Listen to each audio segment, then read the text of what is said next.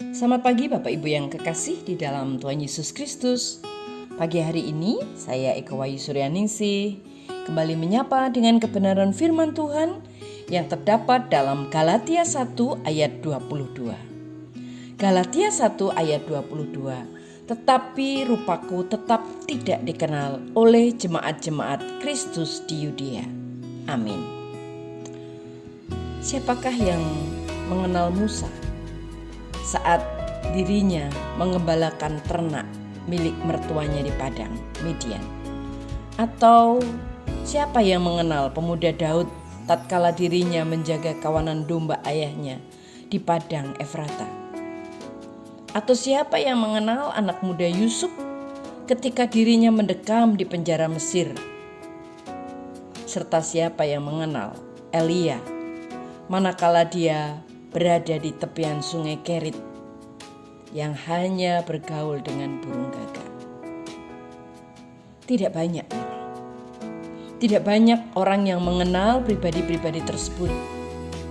Namun harus diakui bahwa keadaan tidak dikenal adalah salah satu cara Tuhan untuk melengkapi hamba-hambanya dengan karakter yang rendah hati. Siapa yang tidak mengenal Rasul Paulus?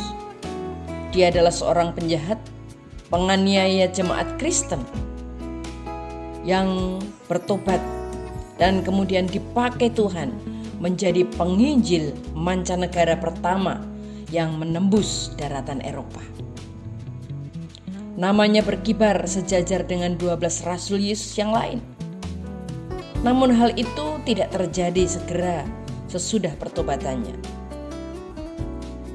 Dalam nats yang kita baca, kita melihat bagaimana Rasul Paulus mengungkapkan tentang dirinya.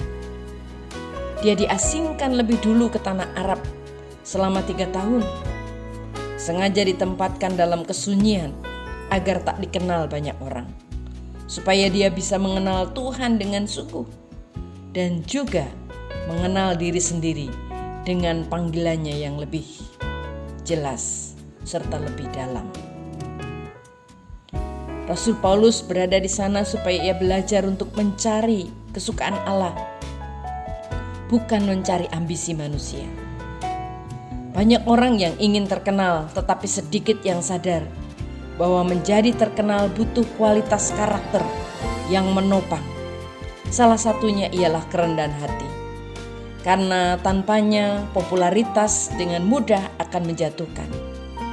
Maka bersabarlah ketika kita sedang berada di masa sunyi tak dikenal orang. Hanya pemain cadangan yang kerja di belakang layar dan tak banyak dikenal, apalagi menghargai karya kita. Anggap saja itu sebagai sekolah kerendahan hati yang harus dilampaui sebelum betul-betul sanggup memikul peran berikut yang Tuhan percayakan. Karena bersikap sabar di masa tak dikenal akan menolong kita tetap sadar ketika kita sudah menjadi terkenal.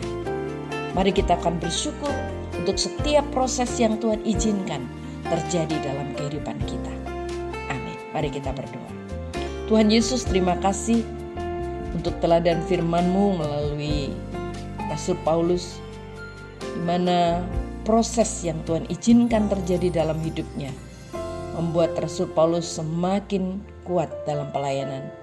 Berkati kami semua Tuhan, supaya kami juga boleh belajar untuk menjadi rendah hati, mengandalkan Tuhan dalam setiap proses kehidupan kami, sehingga saatnya kami boleh bersukacita di dalam Engkau. Terpujilah Engkau Tuhan, di dalam nama Tuhan Yesus kami berdoa. Haleluya. Amin.